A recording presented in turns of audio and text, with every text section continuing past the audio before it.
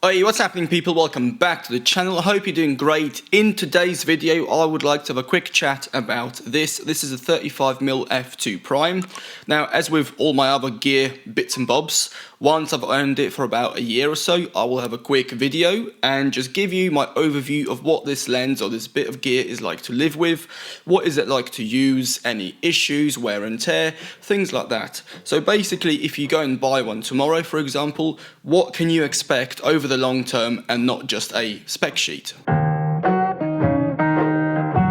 Now this is my go-to street photography lens. If I can only bring one lens and a body, it would be this and the X-T4 or the X-T3. The reason for that is because this focal length I think is perfect for street photography, so 35mm on the Fuji, which is about 50mm on the full frame. And the reason it's so good is because it's wide enough that you can capture the scene so you know roughly where you are and what's going on, but it's also narrow enough that you don't have to be in people's faces. Now, for me personally, my style of photography is not, getting into people's faces. I prefer to be a fly on the wall and just sort of, be inconspicuous and get candid moments rather than just, hey everyone, look at me, I'm here. And with this lens, I think you have a nice sort of bit in between of having to be right close to the action, but also not having to be like 10 miles away. So yeah, from that point of view, I think it's very good. Let's get going with build quality, and overall I've got nothing bad to say about this lens. The aperture ring and the focus ring are just as good now as they were when they were new, so there's no excess movement or play when you turn it, and the turning motion is just as solid as it was when I bought it. In terms of the body, the paint finish is fairly scratch free. The only scratches and marks are on the actual dials, but that's because they are the most exposed parts of the lens. There's nothing here at all that would say this is a year-old lens that's been used very, very frequently. So from that perspective, it's very good. In terms of the glass, again, no complaints. I have never had any filters in this lens.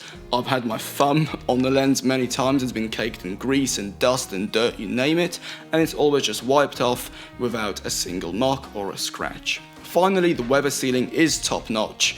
I have used this in various disgusting conditions and I've never had any moisture, dirt or dust get into the lens. The one thing which lets it down immensely, in my opinion, is the lens hood. Now, I don't have one to show you because I've lost it. However, it's very cheap, it's very plasticky, it screws onto the end rather than clips on like many Fuji lenses.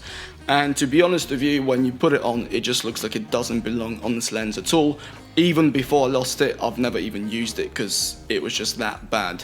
I don't know why Fuji do it, even on the 50-140 f2.8, fantastic premium lens, but the lens hood is just rubbish. However, not all is lost because you can use the lens hood from the 23mm f2 and it fits absolutely fine. So unless you're using both lenses at once, you can just move this over if you need to use this lens. So from that point, it's very good. Now let's quickly touch on ergonomics, and to be honest with you, there's not really much to discuss here. Look at the size of it, it's absolutely minute. You can literally put this in your pocket.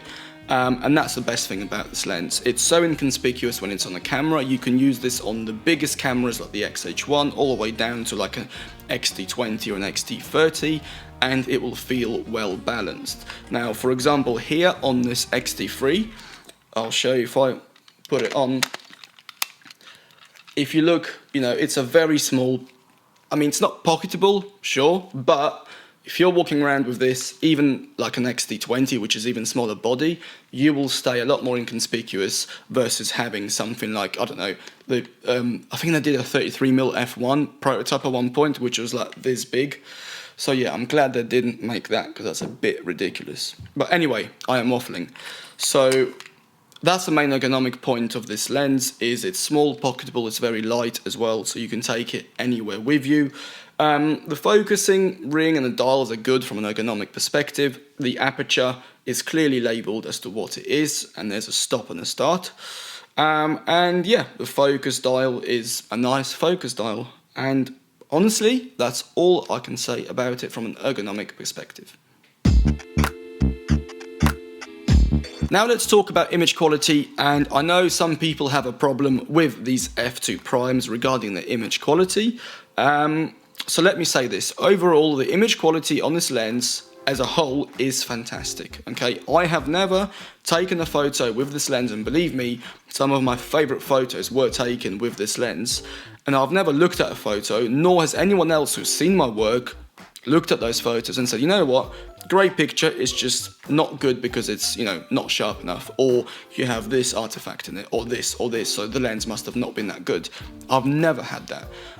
Every image I've taken with this lens that was out of focus was because it was out of focus, not because there was something wrong with the lens. Yes, there are a few quirks that I'll go into in a second, but overall, you should know that this lens is fantastic. Obviously, as I've said, if you want the best possible image quality, you will not get it with this lens. You will get it with a bigger, more expensive f1.4 or other lenses which are more premium. However, for what this lens is designed is a street photography light, compact, pocketable system. It's fantastic. Now let's quickly get into the first issue, and that is purple fringing. So if you're not sure what it is, purple fringing is when you have a very dark and a very light subject or part of the image meet, you will have like a color outline where they meet. And the reason for that is because the lens in some cases can't fully resolve the contrast, so you'll have a purple outline or sometimes a blue outline, and that's what's called purple fringing. This lens does have it quite badly, I will admit. It's definitely worse than the 23 or the 50 f2s. However, the reason it hasn't bothered me is because purple fringing is probably the easiest thing to remove in an image. There are many editors which have like a one-click edit to get rid of it, and if yours doesn't, you can use the HSL or the color balance to remove the purple from the image. Yes, it adds an extra step in post-processing, and to be honest with you, on a bright sunny day, about 15% of my images would need this treatment. So overall, it's not a high percentage, and it's not something that takes too long to do, which is why it's not really bothered me. Purple fringing also depends from lens to lens, and I mean from the same lens to lens. So you can have 5 versions of this lens, and then one will have almost no purple fringing, and one will have a lot of purple fringing. This variation does reduce the more you spend on the lens, so if you go and spend 5 grand on the lens, then obviously that will be a lot more strict with regards to quality control. But on lenses like this, which are between £300 and £400 here in the UK, you will get that to a certain degree. But overall, it's not an issue. The second topic is image sharpness, and yeah, if you're shooting at f2, on the corners, it will not be as sharp as it in the middle. Obviously, if you want to reduce that, improve that, then you want to stop it down to like f4, f5.6, and there you will have very good results. To be honest with you, most of my images are shot between f2 and f4, and again, I've never looked at an image and thought, you know what, the corners are not sharp enough. Because if I ever look at an image and I think, you know what, the corners are not sharp enough, chances are it's a completely rubbish image anyway, because, well, you're not looking at what's in the image, you're looking at technical details. It's a bit like if you watch a movie, and rather than thinking, you know what, this is a great movie, you're looking and thinking, you know what, whoever color graded this didn't do the greatest job. Or the lens they've used on this, you know, her nose is not sharp enough.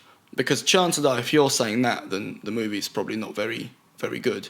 But anyway, I am diverting to a whole separate topic. So, to summarize, image quality, you have purple fringing, but it's not terrible, and you can get rid of it very quickly. Yes, it's not the sharpest lens in the world.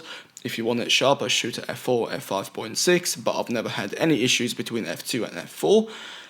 Color reproduction is fantastic. It always gets you very nice, deep, rich colors, which are not too sort of cartoony or saturated. And yeah, overall, lens flares, you get very nice lens flares if you're into that. And yeah, nothing bad to say about it overall. I think you'll be very pleased considering the size, the weight, the package, the price. So yeah, overall, good. Let's quickly touch on autofocus, and overall, I think it's very good. For photography, it locks on straight away, it doesn't hunt too much, and from top of my head, I would say about 95% accuracy with regards to nailing focus. Yeah, nothing bad to say about it. For video, it's good. It's not as good as a 23 f2, and certainly nowhere near as good as the linear motor lenses like the 16-55 or the 8-16. However, it's good.